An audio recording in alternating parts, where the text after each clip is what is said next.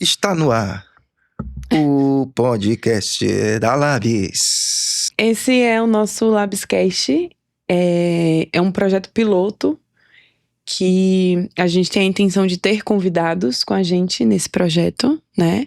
A galera que faz o audiovisual acontecer por trás das câmeras.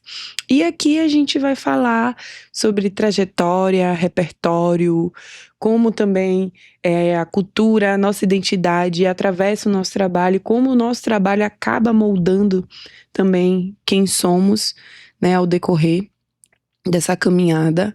E vai ter um pouquinho de tudo, um pouquinho de política, de crítica, um pouquinho de comédia.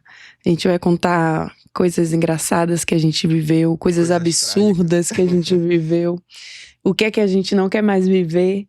Acho que vai ser legal essa possibilidade também de, com essas experiências, com essas histórias, com essas trocas, aprender também, né? Esse primeiro episódio, a gente vai estar trazendo um pouco sobre trajetória, Sim. né, sobre identidade dentro da prática, né? Quem somos nós no nosso fazer? Como a gente consegue negociar esses imaginários que a gente constrói através do audiovisual, entregando o que o mercado quer, mas também sem se corromper, né? Quais foram esses malabarismos que a gente precisou ir fazendo para permanência no mercado, né? Então, é muito mais sobre isso, assim. E aí, eu acho que é massa você começar a contar um pouco, assim, do seu percurso, porque tem histórias interessantes nas entrelinhas do entrar no audiovisual, né? Porque eu, pelo menos, acredito que quando a gente chega no audiovisual, a gente já tem o audiovisual dentro da gente por outras camadas, desde a infância. Verdade. Né?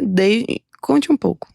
Então, como você tá falando, né? Já vem uma coisa de infância e eu tinha essa coisa de fotografar, na verdade, né? E filmar tava ali por consequência, mas não existiam ferramentas para isso. E numa possibilidade, assim, de ver uma operação de filmagem mesmo, eram umas câmeras grandonas, assim, cabeadas na ocasião, eu fiquei muito interessado. E meu padrinho, Antônio, ele tinha contratado essa empresa para fazer a cobertura de uma festa da igreja. E como ele sabia que eu tinha essa familiaridade com filmar, com fotografar, ele não hesitou, assim. Ele me colocou para ser assistente no dia. Ele falou, tem essa pessoa aqui para ajudar. Eu não sabia muito bem o que fazer. Então, as pessoas falavam, enrola esse cabo. Aí eu enrolava o cabo, mas eu tava, assim, fascinado. E depois desse contato com essa galera que tava filmando, essa empresa, eu fui trabalhar lá. Meu padrinho, tipo, me conectou, falou, ele gosta muito dessa área, acho que vai ser legal uma oportunidade. E aí, nessa possibilidade, eu fui trabalhar nessa produtora e eu era office boy. Fui trabalhar como office boy e aí foi o primeiro momento que eu entendi um fluxo audiovisual completo.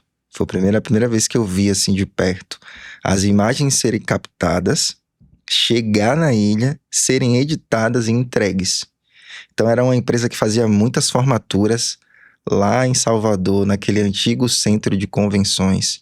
Então, eu basicamente ficava atuando assim, eu enrolava os cabos da transmissão, então, se a câmera se movia, eu tinha que enrolar ou soltar cabo, guardava esses cabos e no dia a dia eu fazia entregas. Levava envelopes e office boy, entregava os trabalhos concluídos, né, que era em formato de DVD. E aí eu entregava. Só que eu era muito curioso, velho. Então, assim, eu cumpria a carga horária de trabalho e depois ficava olhando como é que editava, ficava curioso para saber como é que filmava, então eu ficava sempre ali querendo saber como era. Era uma relação muito ruim, assim, do ponto de vista, assim, emprego, CLT e tal, porque chegou um determinado momento que minha curiosidade me fez sentar na ilha, fazer alguns processos de edição. E por mais que eu estivesse num lugar bem legal, assim, de estar aprendendo, durante um período eu fiquei ainda assim contratado como office boy. Teve um momento que eu parei de ir pra rua, eu trabalhava mesmo ali na ilha já, ia como assistente para as gravações, mas eu continuava ganhando como office boy, até que um dia eu chutei o balde eu já comecei a conhecer os câmeras, conhecer outros editores, fazer outras conexões. Eu falei, não quero, eu quero trabalhar mesmo com isso, não quero ser office boy, quero fazer exatamente isso. E aí tem muitas histórias, é uma longa caminhada, mas assim, esse foi o pontapé. Depois disso, eu ainda fui trabalhar em outras coisas aleatórias. Trabalhei em loja de roupa, trabalhei como call center, mas sempre ficava ali, ó, no meu ouvido, assim, ó, a abelhinha do audiovisual falando, venha trabalhar, venha trabalhar. E aí, na primeira possibilidade, eu cavei uma demissão, onde eu trabalhava de call center, para comprar uma câmera. E com essa câmera eu fotografava, eu comecei a fazer turnês com bandas pela Bahia, também pelo Nordeste, na verdade, saindo da Bahia também. E eu comecei a girar uma grana e comecei a investir em equipamentos, em lentes, etc. Eu fui conhecendo muita gente na estrada, outros fotógrafos. Fui vendo que era possível filmar a banda que eu trabalhava. Eu comecei a fazer alguns vídeos e tal. Porque, assim, no fundo, eu tinha uma coisa muito forte com edição de vídeo. Sempre. Sempre. Antes mesmo dessa experiência nessa empresa que meu padrinho conectou para eu ser office boy, eu editava vídeos de aniversário da minha família. Enfim, tava nessa familiaridade. Então, de alguma forma, eu tava sempre na fotografia ali, envolvido com comunicação, mas eu tava querendo trabalhar com audiovisual. Até que eu comecei a fazer vídeos de fato e comecei a estudar de forma autodidata e até o momento que eu percebi que seria bem interessante mesmo entrar numa universidade. E eu escolhi o curso de publicidade e propaganda. Aí eu fui para a universidade, aí foram diversas conexões de várias pessoas criativas. Nesse momento ainda eu entrei numa agência de publicidade e não me identifiquei com a área criativa, né, a área de direção de arte. Eu me identifiquei com a ilha de edição que essa agência tinha e comecei a trabalhar e ter experiências mesmo ali de gravar DVD, videoclipes, comerciais. E nesse momento eu comecei a fazer outras conexões e eu acho que o resumo mesmo assim da minha trajetória sempre foram conexões de pessoas e ver também nessas conexões possibilidades e oportunidades que eu agarrei assim sem medo. É um resumão, acho que eu posso ir falando mais coisas, tem muita história, porque são 15 anos, né? Esse primeiro contato nessa empresa, acho que já vai fazer uns 20 anos já. Mas é sempre um aprendizado, eu ainda me sinto aprendendo. Agora é engraçado, né? Você teve essa possibilidade de começar adolescente com esse trampo de assistência, porque acabava que você estava sendo assistente de câmera ali e tal. Um pouco de assistente de maquinária, um pouco de assistente de um monte de coisa. Mas pra gente, mulher, entrar no audiovisual por esses caminhos aí é quase que descartada a possibilidade. Eu lembro que o primeiro contato assim com construção de imagem que eu tive foi em um formato analógico. Lá eu morava na Vasco da Gama, próximo ali à Fundação Pierre Verger, e lá tinha um curso de fotografia de pinhole, que é fotografia em lata, né? E aí a gente tinha esse processo de entender esse filme dentro dessa lata, de revelação desse filme. Então, foi a primeira experiência que eu tive e foi encantador, assim, porque lá já tinha esse universo de você olhar para aquelas imagens e ficar vivendo aquilo que você estava vendo. E criança, eu era criança. Então, criança, você recebe isso de uma outra forma. Eu comecei a gostar muito desse universo, mas era como se fosse algo extremamente distante de mim. Era como se fosse um lugar, assim, apenas de diversão. Para se divertir, mas era apenas, sabe? Então eu nunca vi. Não imaginava ganhar dinheiro. Nem sabia que cobrar podia. pra fazer algo. Não sabia que podia. Então, o tempo foi passando, a gente vai crescendo. Eu sempre gostei muito de filme, de assistir filme. Meu pai ficava falando: menina, você vai virar cinéfila, não sei o quê. Você vai virar cinéfila, só fica assistindo filme, sai do sofá. Acertou. E eu assistia muito filme, muito filme. Aí eu comecei estudando ali no centro, eu comecei a fazer uns cursos, um workshop, não sei o que. Apareciam uns gatos pingados de coisa pra fazer. Não era direcionado a equipamento, não era direcionado à direção de fotografia, não era direcionado a foto. A gente tinha uma noção ali, era alimentado na gente uma perspectiva sobre olhar, sobre construção de imaginário, mas a gente não pegava em câmera. As formações gratuitas não tinha isso, sabe? Hoje em dia a gente tem mais, mas eu não tive acesso a isso. A essas formações gratuitas de equipamento em si. O equipamento chegou pra mim, eu já tava adulta. Mas eu tive formação pra roteiro, sabe? Até o processo de montagem e de tratar imagem, né? Porque a fotografia também chegou muito forte. É uma coisa que eu gosto. É um universo que eu gosto, da fotografia também. Então, chegou mais forte pra mim a fotografia. E aí, ao decorrer disso, fazendo um curso aqui, um curso ali, eu fiquei nessa, tipo, diversão. Eu lembro que eu tinha uns amigos lá na rua. Um menino lá da rua, assim, ele ganhou uma câmera, tipo aquela VHS antiga. E a gente ficava regravando cenas de Opaió. Tem isso, não? Não tem como Rapaz, achar eu isso, posso tentar um contato. Não sei se ele tem, velho. Porque, ó, a gente morava em umas casinhas e subindo uma escada tinha uns prédios. A gente chegava nos prédios, conversava com os moradores, pedia pra gente gravar no play do prédio. A gente começou a fazer novela. Era uma loucura. Que massa, mano. A gente tinha uma mulher lá na rua, uma mulher trans lá na rua, e ela tinha um arsenal de perucas. A gente foi na casa dela, pediu umas perucas a ela pra gente se arrumar. Ela se animou, emprestou roupa, peruca. Eu não sei se existem essas imagens ainda, eu posso tentar. Mas foi o meu pontapé no audiovisual.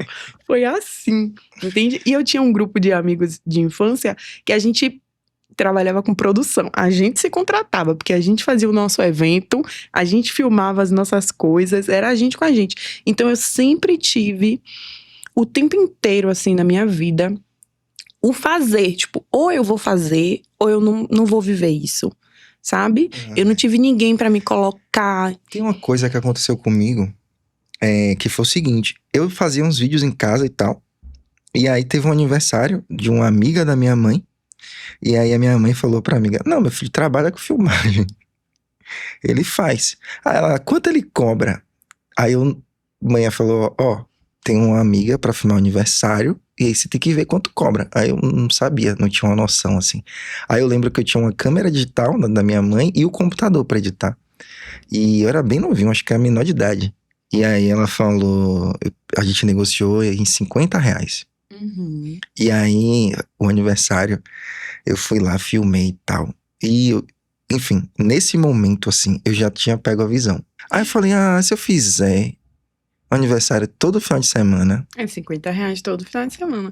Mas é isso, né? Quando a gente vai começar a conversar sobre como foi as nossas experiências, a gente vai tendo aqui um cenário social explícito, entendeu? Uhum. Jamais ninguém iria me contratar novinha pra ir gravar nada, entende? Então era um outro rolê, uma outra vivência. E aí eu passei muito por esse lugar de formação, o tempo inteiro, formação.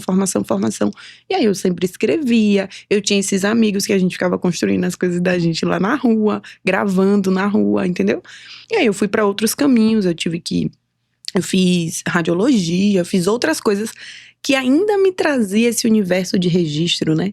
Eu lembro que eu ficava brincando com um professor, a gente teve aula para identificar os 150 tons de cinza, preto e branco na imagem, né? Na película radiológica.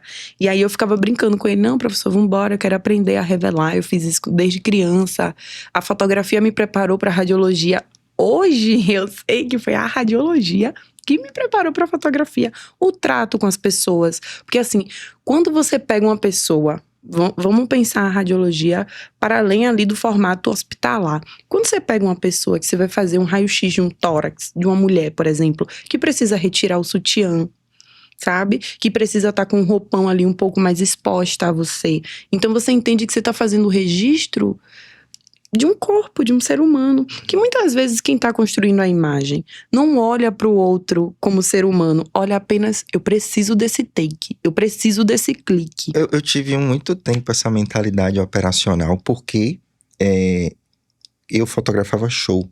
Assim, nessa experiência de fotografia. E eu sempre estive envolvido com música, por ser músico também. E quando eu cheguei na universidade, que eu fui fotografar no estúdio, eu tive dificuldade. Tive dificuldade de dirigir a pessoa. Porque eu sabia montar a luz, sabia tudo, mas tipo... com a pessoa. É como se eu precisasse que a pessoa estivesse pronta pra ser fotografada. Pronta pra fazer a pose. Sim. Tal. E também eu sempre fui muito assim, de cá, de trás da câmera mesmo, de não estar dirigindo, não estar gerenciando as pessoas dali. Então, eu tava sendo o editor ou a pessoa que é dirigida filmando. Não vou nem falar direção de fotografia, mas a pessoa que tava operando. Porque teve isso na minha vida, né? Quando eu trabalhei na agência, eles tinham uma estrutura de todo mundo filmava e todo mundo editava também. Sim. Era uma escola de filmmaker. Uma escola de filme, E eu entendi, e foi uma escola muito boa, porque eu entendi que era mais rápido. Sim. Filmar pensando na edição é mais rápido. Eu já tinha conhecido a edição assim de pertinho com um cara chamado Edielson, que era quem trabalhava editando e que me deu muito acesso mesmo, assim, a mostrar o programa, me colocar na ilha sentado e falar, vai, faz um corte aí, pensa aí.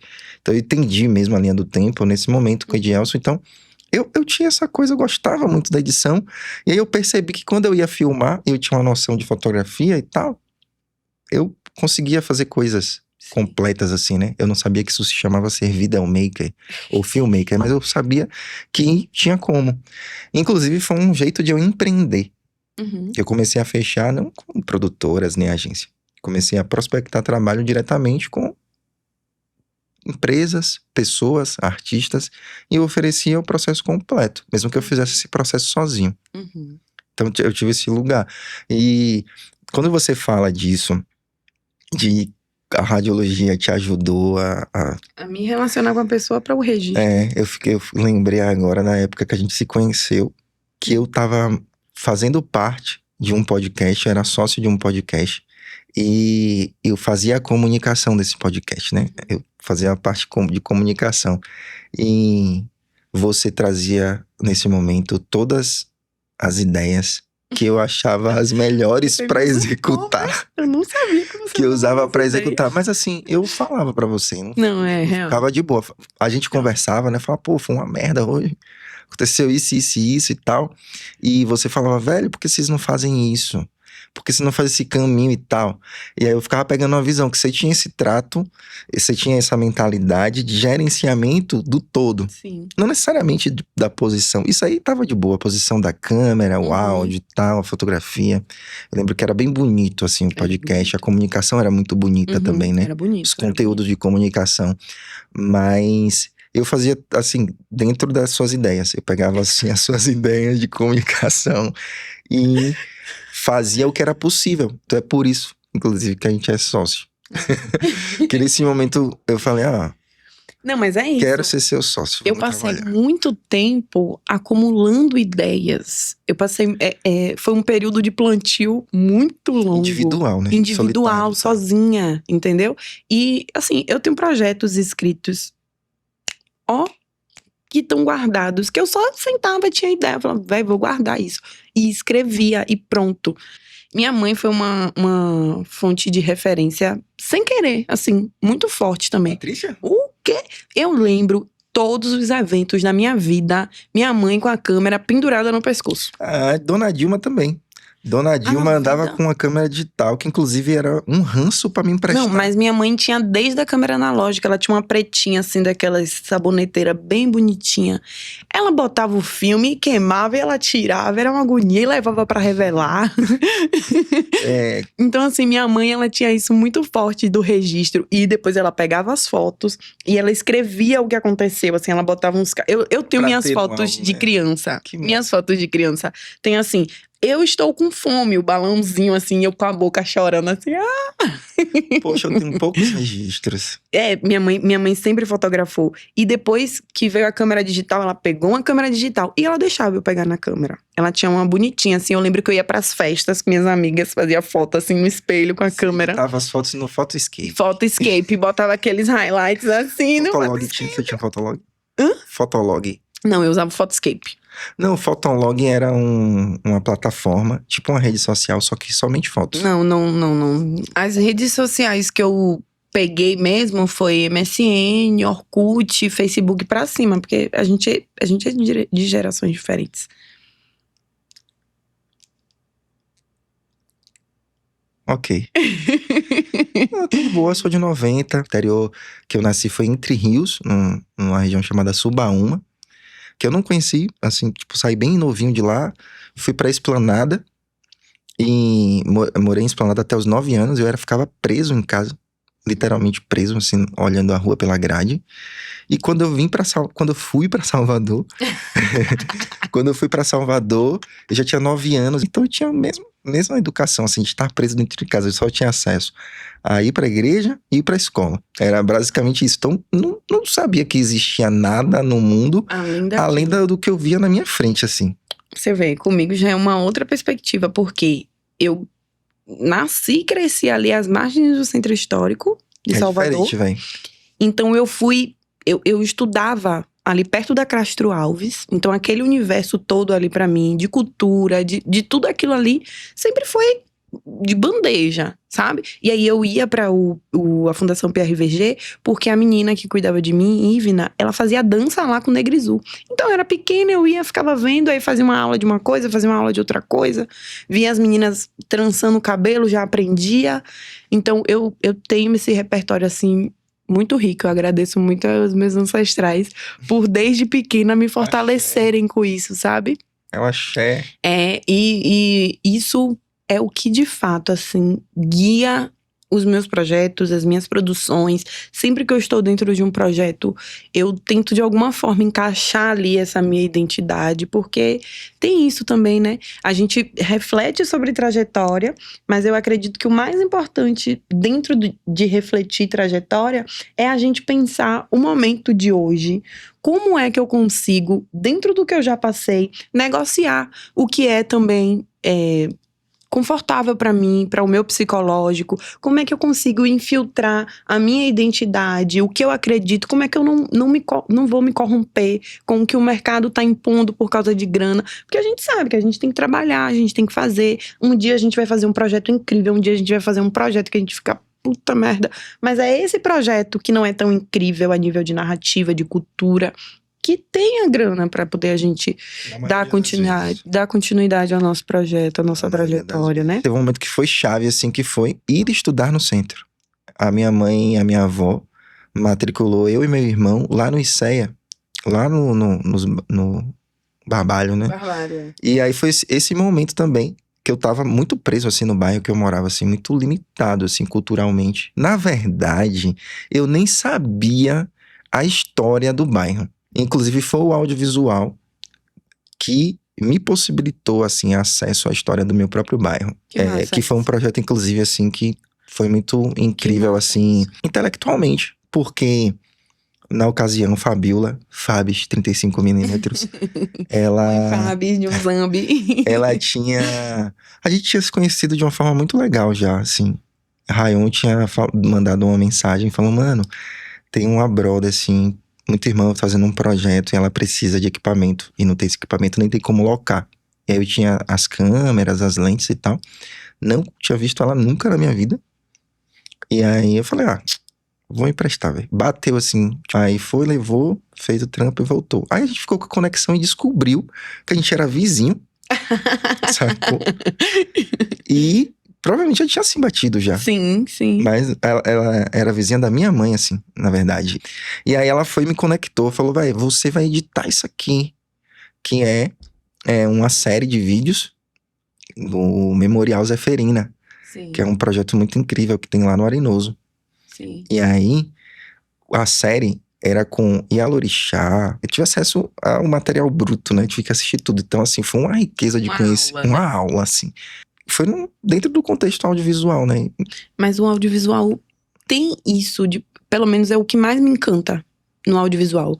É as pessoas que você conhece, tanto ali profissionais que estão com você, as histórias daqueles profissionais, e o intelecto que aqueles profissionais têm também, que acaba sendo trocado no set. E as histórias das pessoas que você esbarra em documentário, às vezes até em publicidade, tem histórias reais ali sendo expostas, né?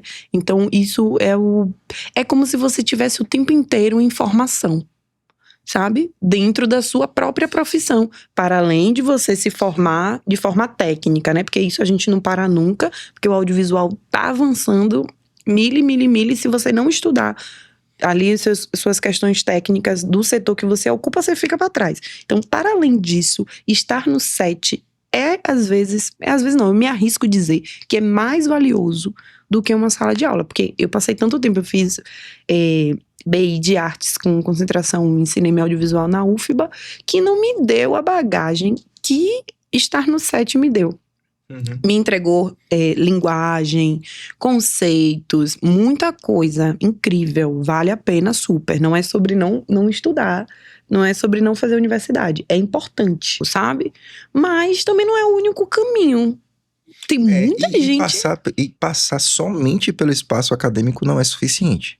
Não existe passar somente pelo espaço acadêmico, porque a gente tem professores que nunca estiveram no set, que são esses professores que estão formando quem está na universidade. Exatamente. E que não entrega esse feeling. Ou se estiveram, foi de uma forma muito rasa e superficial ou rápida. Ou rápida. Nesse momento, esse projeto foi um start mesmo na minha cabeça. Foi um começo de perceber o quão poderosa é a ferramenta que eu tenho domínio.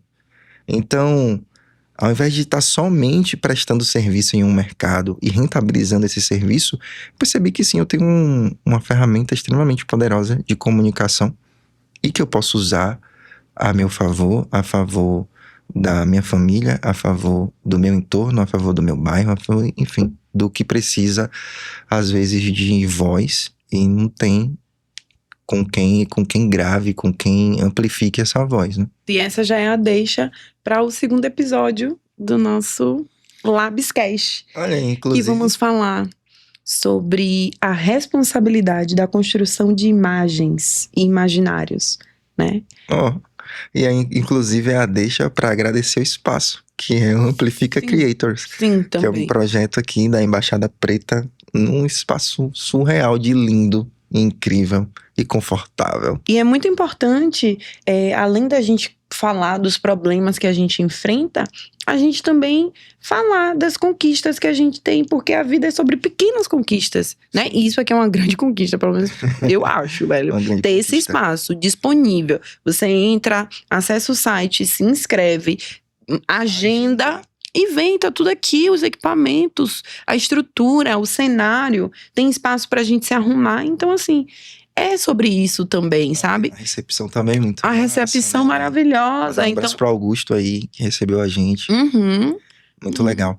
É isso, e a gente vai se fortalecendo dessa maneira. Esse podcast ainda é um projeto piloto, né? A gente tá aqui experimentando, colocando em prática essa ideia que a gente teve de estar discutindo, de estar falando, né? Colocando o audiovisual em cast mesmo, assim. Trazendo quem tá por detrás das câmeras pra frente das câmeras, pra gente só falar sobre a gente.